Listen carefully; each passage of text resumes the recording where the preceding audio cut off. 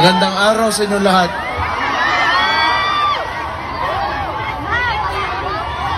Kumusta naman kayo?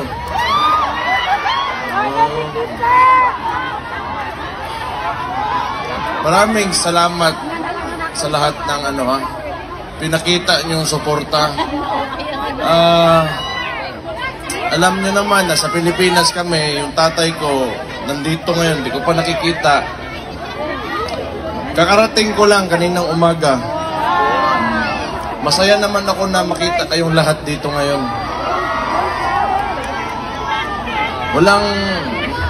Wala lang talaga kaming magawa sa sitwasyon ngayon kasi kung makita nyo yung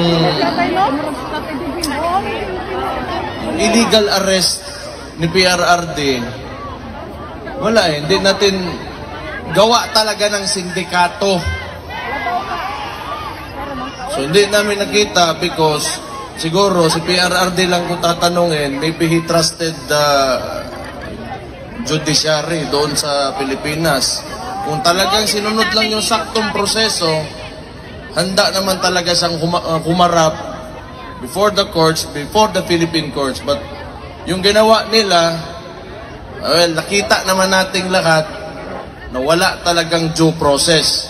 So pagdating niya ng Manila galing Hong Kong, may eroplano na dyan. Well, technically, sa nangyari, tawag doon kidnapping talaga.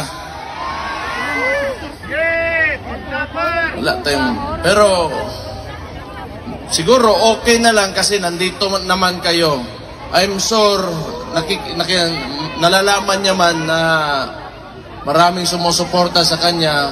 And very important na, lalo na sa edad niya, is already 80 years old. Tapos, you know,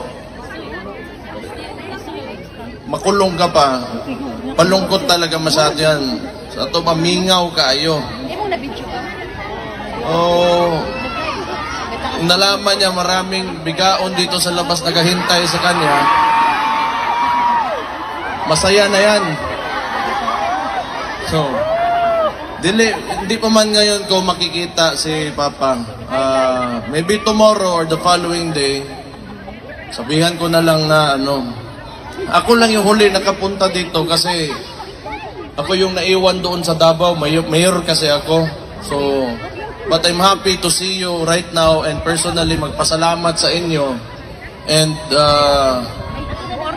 tayo naman lahat dito OFW, lalong-lalo na yung birthday din ni PRRD, ni Papa, no?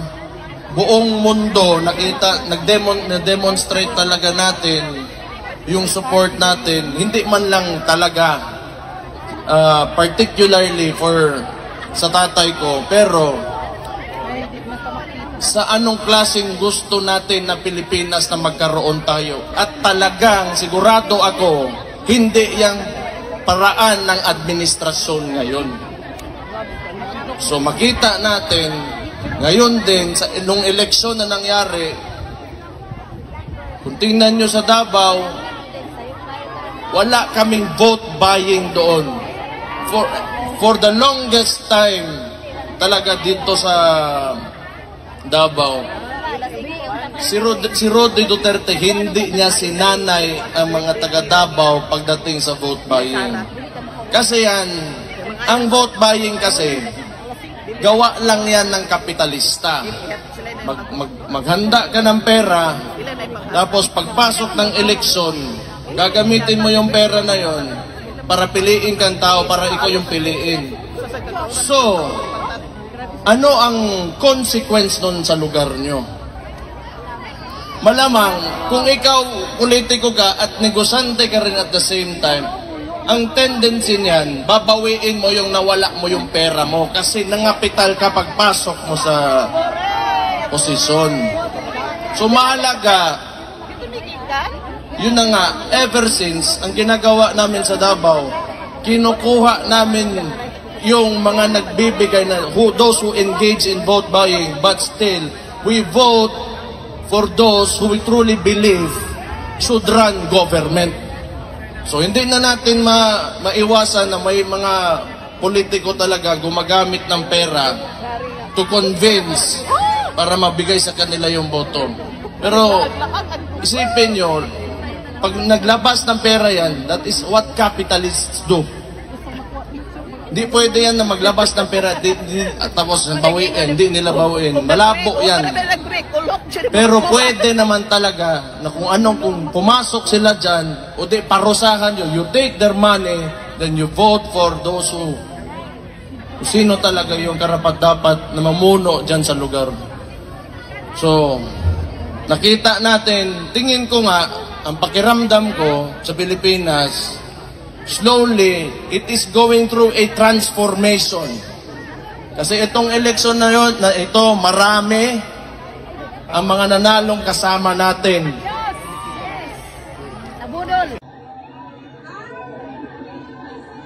Ang elected Vice Mayor ng Davao City. Relax muna tayo, guys. Parang, okay, walang disem-disem na namignaw.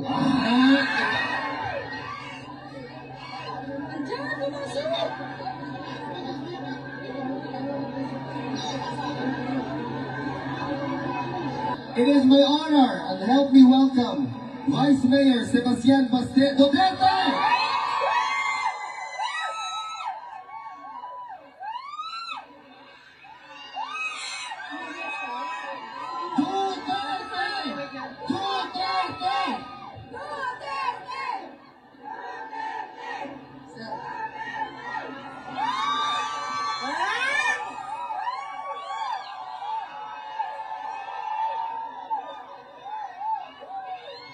Magandang araw sa inyo lahat.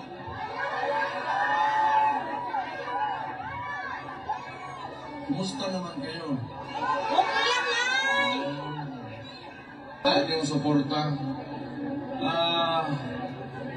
Alam niyo naman na sa Pilipinas kami, yung tatay ko, nandito ngayon, hindi ko pa nakikita. Kakarating ko lang kaninang umaga. Masaya naman ako na makita kayong lahat dito ngayon. Wala lang talaga kaming magawa sa sitwasyon ngayon kasi kung makita nyo yung